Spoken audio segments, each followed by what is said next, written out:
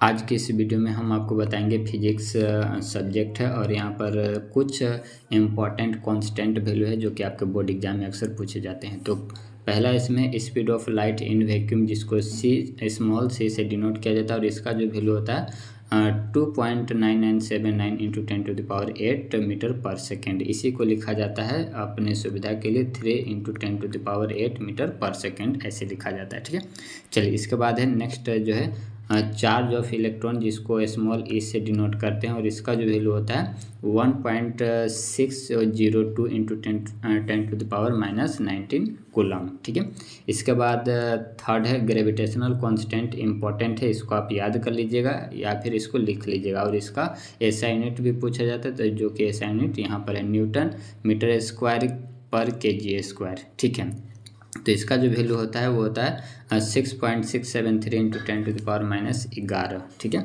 चलिए इसके बाद ये भी इम्पोर्टेंट है, मोस्ट इम्पॉर्टेंट है प्लैंक कांस्टेंट। इसको छोटा एच से डिनोट करते हैं, और इसका जो वैल्यू होता है वो 6.626 इंटू 10⁻34 जूल सेकेंड। इसके बाद है ये भी इम्पोर्टेंट है, मोस्ट इम्पॉर्टेंट है बोल्ट्जमान कांस्टेंट। इसको स्मॉल के से डिनोट करते हैं 1.381 इंटू 10⁻⁻23 जूल पर केल्विन। ठीक है, इसके बाद एवोगाड्रो नंबर है, जिसको एन ए से डिनोट करते हैं, और इसका जो वैल्यू होता है वो 6.022 इंटू 10⁻23 पर मोल होता है। ठीक है, इसके बाद next universal constant, universal gas constant.